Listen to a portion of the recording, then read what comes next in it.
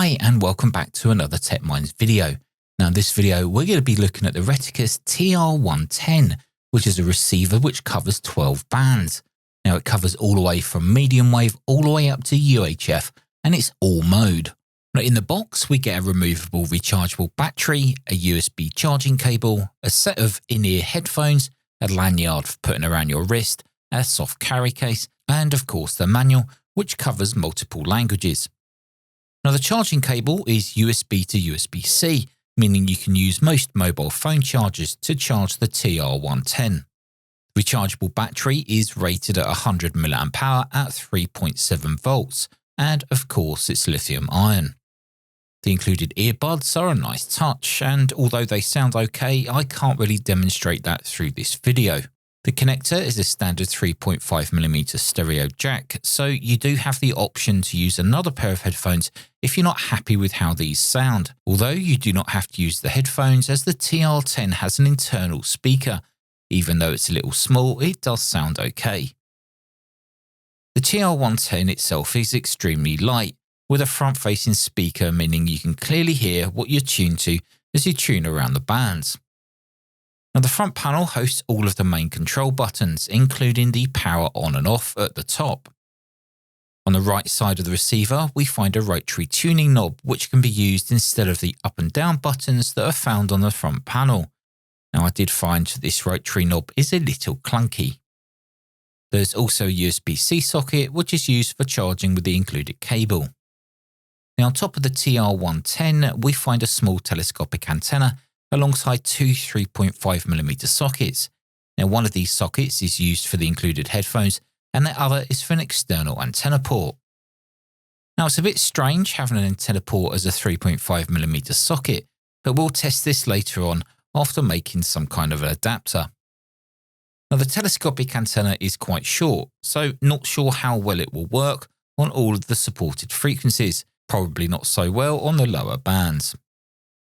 The large LCD is backlit with a vintage style orange.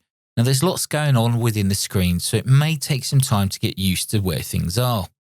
However, things like signal level and SNR values are shown, but how accurate they are is another question, or more importantly, do they really matter on a device like this?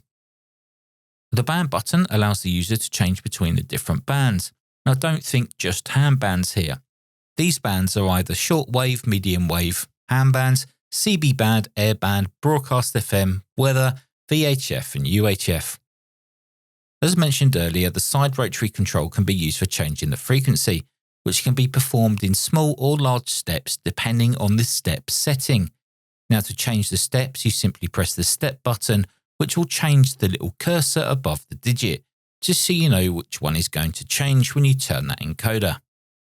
Now normally I'll take this outside to test the little antenna first, and while I know it's disappointing, it's raining cats and dogs and blowing a gale here in the UK, so I'll just perform the receive test using my outside antennas which are mounted on the house, one of which will be an end-fed half-wave wire and the other will be a dual-band collinear on the roof. So let's take a listen to see what it sounds like. Hotel Bravo 9 Alpha, Zulu, Oscar. You're 59, Golf 11, Hotel Sugar. Good luck, I'm 4 X-ray 75, Mexico, 4 X-ray 75. Delta Oscar 4 Lima, X-ray 59, Golf 11, Hotel Sugar. CQ contest time 4 X-ray 75, Mexico, 4 X-ray 75, Mike. 3 Bravo Sierra, Echo Uniform 2, Alpha, Bravo, Foxtrot. Good luck. Effectivement, ils ont raison. Pour une fois, ils ne sont pas trompés. Il y a... Because right now, I know that they are often, but when I go up there, I just write it down on a notepad. I write all the contacts down on a notepad, so it'll be pretty good to have the tablet with me. I can just upload it all straight into QR Red whilst I'm chatting with you. You know what I mean? So that's the top and bottom of that. But I used to enjoy doing special event stations. And as I say, I've done, or I should say, took part in a few. By a goal to nil. We've got commentary after the Grand National of Manchester City against Leicester City from 5:30.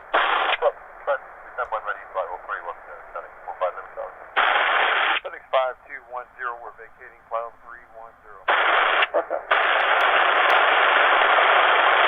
Panic 15 Lima Charlie, conversion to 270 knots for left.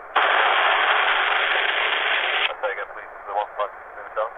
Panic 15 Lima Charlie, conversion to 270 knots for left. Conversion to 270 knots. Panic 15 Lima Charlie. So that's the Retekess TR110, a wide frequency radio receiver. Now, at the time of making this video, this product will set you back around 50 UK pounds on AliExpress and around 90 UK pounds on Amazon.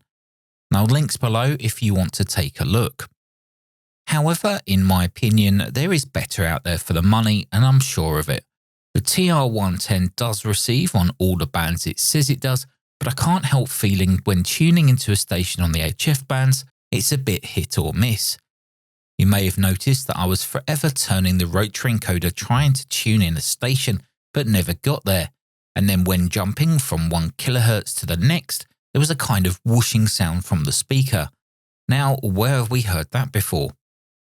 I also found that there is a lot going on within the screen, and it's a little fiddly to get to certain features, like changing mode of modulation takes a few key presses before you can actually change it. Bandwidth adjustment does seem to work, but not entirely sure how good this would be on a crowded band. But for a pocket radio that covers a wide range of frequencies and modes, it's not that bad, but it could be a lot better in my opinion. Anyway guys, I'll leave it up to you to decide whether this receiver is any good. Until the next video, stay safe, thanks for watching, and I'll see you guys in the next one.